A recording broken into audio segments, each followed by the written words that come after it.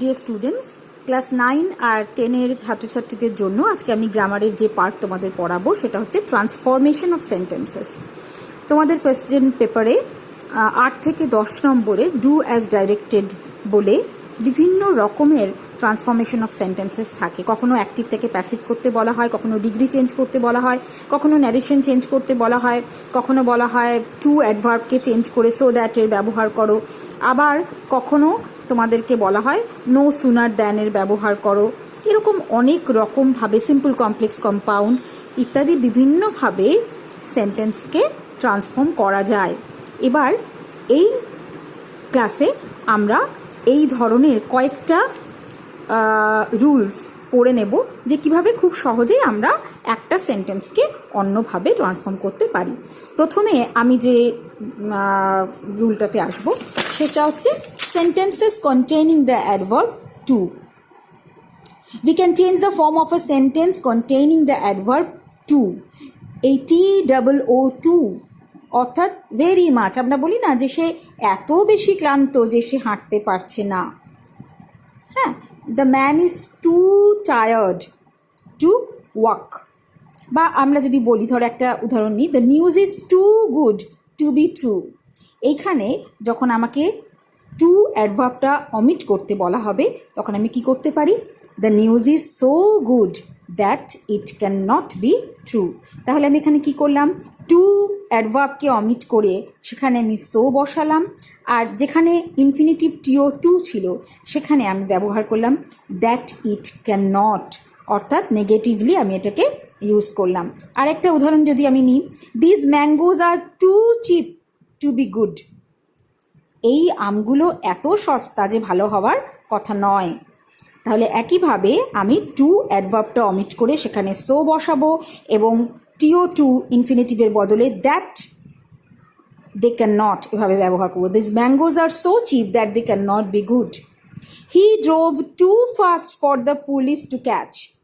He drove so fast that the police could not catch him. তাহলে দেখতে পাচ্ছ যে যখনই আমাকে অ্যাডভার্ব টুকে অমিট করতে বলা হবে তখনই আমরা তাহলে কি করব? টু অ্যাডভার্বটা অমিট করে সেখানে আমরা সো ব্যবহার করব এবং পরের পার্টে আমরা that it can not be, that it could not এভাবে ইউজ করব। ঠিক আছে? এরকম আরও অনেক উদাহরণ তোমরা পেয়ে যাবে। এবার যে পরের পার্টটাতে আমরা আসব সেটা হচ্ছে ইউজ অফ নো সুনার। তোমরা জানো যে অ্যাফার্মেটিভ থেকে নেগেটিভ, হ্যাঁবাচক থেকে যখন নাবাচক করতে বলা হয় অনেক ক্ষেত্রেই তখন নো সুনারের ব্যবহার করতে বলা হয়। আমরা এটা কিভাবে বদলাতে পারি? যদি এরকম ধরনের বাক্য থাকে, as soon as I arrived at the station the train came. যেই মুহূর্তে আমি স্টেশনে পৌঁছালাম ট্রেনটা দেখলাম চলে এসেছে। নো সুনারের ব্যবহার তখনই হয় যখন one thing happens immediately after another thing, অর্থাৎ একটি কাজ হয়েছে তার পরেই আরেকটি কাজ হয়েছে। যে কাজটি বেশি আগে হয়েছে সেইখানে আমরা নো সুনার ব্যবহার করব, যে কাজটি অপেক্ষাকৃত পরে হয়েছে সেখানে আমরা দ্যান ব্যবহার করব। যেমন as soon as I arrived at the station, যেই মুহূর্তে আমরা স্টেশনে পৌঁছালাম দ্য ট্রেন কেম। তাহলে অ্যাজ সুন অ্যাজের বদলে আমরা নেগেটিভলি কী ব্যবহার করতে পারি? No sooner did I arrive. খেয়াল করে দেখবে যেহেতু আমি ডিড ব্যবহার করছি সেই জন্য আমি অ্যারাইভড করলাম না, অ্যারাইভ করলাম, কারণ ডিড দিয়ে অলরেডি পাস্ট টেন্স করা হয়ে গেছে। No sooner did I arrive at the station than the train came. অনেকে বলে নো সুনার হ্যাড ব্যবহার করবো কিনা, করতেই পারো। নো সুনার হ্যাড যদি থাকে তাহলে কিন্তু ভার্বের ফার্স্ট পার্টিসিপল অর্থাৎ ভার্বের থার্ড ফর্ম ইউজ করতে হবে। যেমন no sooner had I seen, হ্যাঁ, no sooner had I done এভাবে করতে হবে যদি হ্যাড ব্যবহার করি। আর নো সুনার ডিড ব্যবহার করলে তারপরে ভার্বটাকে প্রেজেন্ট ফর্মে রাখতে হবে। No sooner did I arrive at the station than the train came. এরপরে যেহেতু আমি অ্যাফার্মেটিভ নেগেটিভের কথা বললাম সেই জন্য আমরা চলে যাচ্ছি যে কী করে হ্যাঁবাচক একটি বাক্যকে নাবাচকে করব বা নাবাচক একটি বাক্যকে আমরা হ্যাঁবাচক কিভাবে করব। এটার সবথেকে সহজ উপায় হলো যে আমি যে ভার্বটা রয়েছে বা যে অ্যাডজেক্টিভটা রয়েছে যে অ্যাডজেক্টিভটা রয়েছে বাক্যে তাকে আমি সম্পূর্ণ অপোজিট, তার অপোজিট ব্যবহার করব। যেমন আমি যদি বলি যে এভরিবডি ওয়াজ প্রেজেন্ট, সবাই উপস্থিত ছিল, তাহলে আমি নাবাচক করব কি করে? আমি এভরিবডি শব্দেরও নাবাচক করব, আবার প্রেজেন্ট শব্দটারও নাবাচক করব। এভরিবডি ওয়াজ প্রেজেন্ট, তার বদলে আমরা লিখব নোবডি ওয়াজ অ্যাবসেন্ট। সবাই উপস্থিত ছিল, তার মানে কি কেউই অনুপস্থিত ছিল না। এক্ষেত্রে আমাদের একটা তো কথা মনে রাখতে হবে যে আমরা কিন্তু বাক্যের অর্থ পরিবর্তন করতে পারবো না, শুধু বাক্যের রূপান্তর ঘটাতে পারবো। অর্থাৎ কোনোভাবেই কিন্তু আমরা এভরিবডি ওয়াজ নট প্রেজেন্ট বলতে পারবো না, কারণ আমাকে বলে দিয়েছে এভরিবডি ওয়াজ প্রেজেন্ট দেয়ার, সেখানে সবাই উপস্থিত ছিল। তাহলে বাক্যের অর্থকে অটুট রেখে আমি কি করব? শুধুমাত্র শব্দটার বিপরীত করতে পারবো এবং তার আগে একটা নেগেটিভ ফর্ম ইউজ করব। এভরিবডি ওয়াজ প্রেজেন্ট, তার মানে নোবডি ওয়াজ অ্যাবসেন্ট। আমি যদি বলি শি ইজ বিউটিফুল, তাহলে আমি নেগেটিভে কি করতে পারি? শি ইজ নট আগলি, সে সুন্দর, অর্থাৎ সে কুৎসিত নয়। ঠিক একইভাবে I shall always remember those happy days, নেগেটিভে কি করব? I shall never forget those happy days. আবার আমি যদি বলি I was doubtful about it, আমার এটার ব্যাপারে সন্দেহ ছিল, তাহলে সন্দেহ ছিলকে আমি আর অন্যভাবে কীভাবে বলতে পারি? যে আমি এই ব্যাপারে নিশ্চিত ছিলাম না। না শব্দটা যদি যোগ করতে হয় তাহলে আমার সন্দেহ ছিলর জায়গায় আমি বলতে পারি আমি নিশ্চিত ছিলাম না। তাহলে আই ওয়াজ ডাউটফুল অ্যাবাউট ইট, তাকে আমি নেগেটিভ করব কি করে? I was not sure about it. আবার একইভাবে নেগেটিভ দিলে তোমরা পজিটিভ করতে পারো। যেমন আমি যদি বলি I was not sure about it, আমি এই ব্যাপারে নিশ্চিত ছিলাম না, তার মানে আমার এই ব্যাপারে সন্দেহ ছিল। আই ওয়াজ ডাউটফুল অ্যাবাউট ইট। তাহলে যখন নেগেটিভ থেকে আমি অ্যাফার্মেটিভ করছি তখন নাবাচক শব্দটা তুলে দিচ্ছি এবং বিপরীত ব্যবহার করছি। আর যখন আমি হ্যাঁবাচক থেকে নাবাচক করছি তখন না যোগ করছি, নাবাচক শব্দটা যোগ করছি, নট, নো, নান, নেভার শব্দগুলো যোগ করছি এবং তারপরে আমরা অপোজিটটা ব্যবহার করছি। ঠিক একইভাবে যখন আমি অ্যাজার্টিভ থেকে ইন্টারোগেটিভ করব, বর্ণনামূলক বাক্য থেকে প্রশ্নবোধক বাক্য করব, এখানে একটা জিনিস খেয়াল রাখতে হবে, যখনই আমি বর্ণনামূলক বাক্য থেকে প্রশ্নবোধক বাক্য যাব তখনই প্রশ্নবোধক বাক্যের পরে আমাকে একটা কোয়েশ্চেন মার্ক অবশ্যই দিতে হবে, তাছাড়া কিন্তু নম্বর পাওয়া যাবে না। I shall never forget this days, আমি কখনো এই দিনগুলো ভুলতে পারবো না। যখনই আমি এটা প্রশ্ন করব তখনই ভার্বটাকে আমি আগে করে দেব। কিভাবে? Shall I ever forget this days, আমি কি কখনো ওই দিনগুলো ভুলতে পারবো? অর্থাৎ আমি প্রশ্নটা এমনভাবে করব যাতে উত্তরটা আমার ওই বর্ণনামূলক বাক্যের সাথে একই অর্থ হয়। আমি আগেই বলেছি অর্থ পরিবর্তন করা যাবে না। I shall never forget this days, এখানে আমি প্রশ্ন করলাম কিভাবে? শ্যাল ভার্বটাকে আমি আগে নিয়ে চলে এলাম, হেল্পিং ভার্বকে। Shall I ever forget this days. আবার আমি যদি বলি এভরিবডি লাভস হিজ মাদারল্যান্ড, সবাই তার মাতৃভূমিকে ভালোবাসে, তাহলে প্রশ্ন কিভাবে করব? আমি এখানে WH ফর্ম ইউজ করেছি। Who does not love his motherland, মাতৃভূমিকে কেই বা ভালোবাসে না। কেই বা ভালোবাসে না মানে সবাই ভালোবাসে, অর্থাৎ অর্থটা আমার একই থাকলো, কিন্তু আমি এখানে প্রশ্নবোধক রূপ ব্যবহার করলাম, কোথাও ভার্বটাকে আগে এনে আবার কোথাও WH ফর্ম যোগ করে। এবার আমি চলে আসছি অ্যাজার্টিভ থেকে এক্সক্লামেটরি সেন্টেন্সের ক্ষেত্রে। This place is very beautiful, এই জায়গাটি খুব সুন্দর। এই ক্ষেত্রে আমরা হাউ, হোয়াট এই ধরনের শব্দ যোগ করি, কিন্তু এটা প্রশ্নের জন্য নয়, এটা বোঝানোর জন্য যে এটা কত বেশি, আমাদের বিস্ময়টাকে প্রকাশ করার জন্য আমরা এভাবে বাক্যগুলি ব্যবহার করি। যেমন this place is very beautiful, এই শব্দটাকে আমি বিস্ময়বোধক বাক্য যখন করবো, এক্সক্লামেটরি সেন্টেন্স যখন করবো, তখন লিখতে পারি how beautiful the place is, বা how beautiful is the place. দুটো ক্ষেত্রেই কিন্তু আমি বাক্যের শেষে বিস্ময়বোধক চিহ্ন, এক্সক্লামেটরি মার্ক ইউজ করব। যদি তোমরা এই চিহ্নগুলো ব্যবহার না করো তাহলে কিন্তু নম্বর কাটা হবে।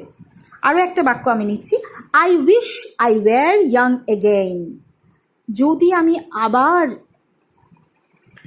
যুবক হতাম, মানে যৌবনে পৌঁছাতাম, বয়সটা যদি কমে যেত। এখানে তোমরা বলতে পারো যে আই ওয়্যার কেন আছে? যখন আমরা কোনো উইশ বোঝাই, কোনো এমন কিছু যেটা হওয়া সম্ভব নয়, আমাদের ইচ্ছা, প্রার্থনা, তখন আমরা আই উইশ আই ওয়্যার ব্যবহার করি। তো I wish I were young again, এখানে আমি কিভাবে এটাকে দেখো এক্সক্লামেটরি সেন্টেন্সে পরিবর্তিত করেছি। If only I were young again, যদি আমি ইয়াং হতে পারতাম। আরেকটা বাক্য নিচ্ছি, an elephant is a wonderful creature, হাতি একটা খুবই সুন্দর প্রাণী। এখানে আবার আমি হোয়াট ব্যবহার করতে পারি, what a wonderful creature an elephant is. হোয়াটটা এখানে বিস্ময় বোঝাতে ব্যবহার হয়েছে, যে সত্যি হাতি কি সুন্দর না প্রাণী, এভাবে। আচ্ছা, তোমরা এবার অ্যাজারটিভ থেকে এক্সক্লামেটরি অ্যাজারটিভ থেকে ইন্টারোগেটিভ অ্যাজারটিভ থেকে নেগেটিভ বুঝতে পেরেছো। এবার আমি চলে আসছি ডিগ্রিজ অফ কম্প্যারিজন। ডিগ্রি বলতে বোঝায় অ্যাডজেক্টিভের পরিমাপ, অর্থাৎ গুড মানে ভালো, বেটার মানে আরও ভালো, বেস্ট মানে সবচেয়ে ভালো, টল মানে লম্বা, টলার মানে আরও লম্বা, টলেস্ট মানে সবচেয়ে লম্বা। এই যে কতটা পরিমাণ বোঝানোর জন্য আমরা ডিগ্রিজ অফ কম্প্যারিজন ব্যবহার করি। তো এই ট্রান্সফরমেশন অফ সেন্টেন্সেসের ক্ষেত্রে আমরা কিভাবে এটা ব্যবহার করব? পজিটিভে সাধারণত অ্যাজ বা লাইক শব্দটা বেশি ব্যবহার হয়। যদি পজিটিভে থাকে এরকম, I am as strong as him, আমি তার মতন অতটাই স্ট্রং। কম্প্যারেটিভে আমরা কি করব? আমরা অ্যাজ স্ট্রংয়ের জায়গায়, স্ট্রংয়ের কম্প্যারেটিভ ফর্ম হচ্ছে স্ট্রঙ্গার, তাহলে আমরা স্ট্রঙ্গার ব্যবহার করব এবং তারপরে কম্প্যারেটিভ ডিগ্রিতে সবসময় দ্যান যোগ হবে। হি is not stronger than me, যেহেতু আমি এখানে বলেছিলাম যে আমি তার মতন অতটাই স্ট্রং, অর্থাৎ সে আমার থেকে কিন্তু বেশি স্ট্রং নয়, দুজনেই সমান, তাই জন্য আমি কি বললাম যে he is not stronger than me. আবার আমি যদি বলতাম যে no other metal is as useful as iron, লোহার মতন এতটা উপকারী মেটাল আর নেই, কম্প্যারেটিভে কি বলবো? Iron is more useful than any other metal. তাহলে দেখতে পাচ্ছ এখানে আমরা কম্প্যারেটিভ ডিগ্রি ব্যবহার করেছি, ইউজফুলের পর মোর ইউজফুল এবং তারপরে দ্যান এনি আদার মেটাল এটা যোগ করেছি। কম্প্যারেটিভে এটা খেয়াল রাখতে হবে যে কম্প্যারেটিভ ডিগ্রির পর দ্যান এনি আদার এটা যোগ করব। আর সুপারলেটিভের ডিগ্রির আগে সবসময়তেই আমরা the most, the best, the tallest এভাবে লিখব। তাহলে সুপারলেটিভ ডিগ্রিতে এটা কি লিখব? Iron is the most useful of all metals. Superlative ডিগ্রিতে মনে রাখতে হবে যে সুপারলেটিভ ডিগ্রির আগে দা ব্যবহার করব এবং তারপরে অফ অল মেটালস বা অফ অল মেম্বার্স এভাবে ব্যবহার করব। আবার একটা জিনিস মনে রাখতে হবে যে আমি যদি পজিটিভ ডিগ্রিতে বা সুপারলেটিভ ডিগ্রিতে ওয়ান অফ দ্য, অনেকের মধ্যে একজন কথাটা ব্যবহার করি তাহলে কি হবে? যেমন Akbar was one of the greatest kings যদি বলি, তাহলে যেহেতু অনেকের মধ্যে একজন, তাই জন্য আমি নো আদার, কেউ ছিল না ওর মতন এটা বলতে পারবো না। আমি বলতে পারবো কি যে উনি অনেকের থেকে বেশি ভালো। Akbar was one of the greatest kings এটা যদি সুপারলেটিভে থাকে, তাহলে কম্পারেটিভে আমরা বা পজিটিভে আমরা এটা কি করব? ভেরি ফিউ কিংস আর অ্যাজ গ্রেট অ্যাজ আকবর, আকবরের মতন অতটা মহান খুব কম রাজাই আছেন। আরেকটা উদাহরণ নিই, যদি পজিটিভে থাকে very few students are as good as Lalu, খুব কম ছাত্রই আছে যারা লালুর মতন এতটা ভালো, তাহলে ভেরি ফিউয়ের জায়গায় আমরা ব্যবহার করব দ্যান মোস্ট আদার। যেমন Lalu is better than most other student, এখানে আমরা বেটার কম্পারেটিভ ডিগ্রির পরে দ্যান ব্যবহার করলাম, তারপরে মোস্ট আদার কথাটা বললাম কেন? কারণ খুব কম সংখ্যকই আছে যারা লালুর মতন ভালো, তাই জন্য লালু খুব বেশি মানে বেশ কিছু সংখ্যক ছেলের মধ্যে বেশ ভালো, তাহলে Lalu is better than most other students. আবার যদি পজিটিভে থাকে এরকম ভেরি ফিউ মেটালস আর সো কস্টলি অ্যাজ গোল্ড, খুব কম মেটালই আছে যেটা সোনার মতন এতটা দামি, একইভাবে আমরা দ্যান মোস্ট আদার কথাটা ব্যবহার করব, gold is costlier than most other metals. আচ্ছা, আরও কয়েকটা উদাহরণ আমরা দিতে পারি, যেমন no other player in the team is as good as him, এটা যদি পজিটিভে থাকে, কম্পারেটিভে কী করব? He is better than any other player in the team, তাহলে বেটার যোগ করলাম, তারপর দ্যান এনি আদার দিলাম। আবার সুপারলেটিভে গিয়ে কি করছি? He is the best player of all in the team বা he is the best player in the team. ঠিক আছে, যদি আমরা কম্পারেটিভ বলি Dhaka is bigger than most other cities in Bangladesh, তাহলে এটার সুপারলেটিভ কী হবে? Dhaka is one of the biggest cities in Bangladesh. কেন এখানে ওয়ান অফ দ্য হলো? আমি একটু আগেই বলেছি যে মোস্ট আদার থাকলে ওয়ান অফ দ্য হবে, আবার মোস্ট আদার থাকলে ভেরি ফিউ হবে পজিটিভে, সুপারলেটিভে হবে ওয়ান অফ দ্য। এটা একটু আমাদেরকে খেয়াল রাখতে হবে। আচ্ছা, এবার আমরা ট্রান্সফরমেশন অফ সেন্টেন্সেসের আরেকটি পার্টে চলে যাব, সেটা হচ্ছে কখনো কখনো আমাদের বলা হয় যে পার্টস অফ স্পিচ চেঞ্জ করা, অর্থাৎ হয়তো নাউন আছে অ্যাডজেক্টিভে করতে হবে বা অ্যাডজেক্টিভে আছে অ্যাডভার্বে করতে হবে। এক্ষেত্রে আমরা কিভাবে করব? যেমন আমি যদি বলি I see him every day, আমি তাকে প্রতিদিন দেখি, এখানে আমাকে বলা হলো যে অ্যাডভার্ব যোগ করো, তাহলে আই সি হিম ডেলি। আবার যদি এরকম থাকে হি এক্সামিন দ্য ডকুমেন্ট কেয়ারফুলি, এখানে আমাকে অ্যাডভার্ব দেওয়া আছে কিন্তু বলা হলো যে অ্যাডভার্বটা বদলে এখানে ভার্ব করো। কিভাবে করব? He examine the document with care, তাহলে কেয়ারফুলির জায়গায় আমি কি ব্যবহার করলাম? With care. আবার পরের উদাহরণ দেখো, we passed an anxious hour, আমরা খুব উদ্বিগ্ন একটা ঘন্টা অতিবাহিত করলাম। এবার এখানে অ্যাংশাসের জায়গায় যদি অ্যাডভার্ব ব্যবহার করতে পারে বলে আমরা কিভাবে করব? We passed an hour anxiously. ঠিক একই রকমভাবে যদি থাকে হি ফট ব্রেভলি, সে খুব বীরত্বের সঙ্গে যুদ্ধ করলো। এবার বললো যে ব্রেভলির জায়গায় অ্যাডজেক্টিভ ব্যবহার করো, ব্রেভ, তখন আমরা কিভাবে লিখতে পারি? He put up A brave fight. অর্থাৎ পার্টস অফ স্পিচ আমরা এভাবেই চেঞ্জ করতে পারি। একটু প্র্যাকটিস করলেই তোমরা এটা পারবে। আমি আরও কিছু উদাহরণ তোমাদের দিয়ে দিচ্ছি, যেটা দেখে তোমরা খুব সহজেই এটা পেরে যাবে।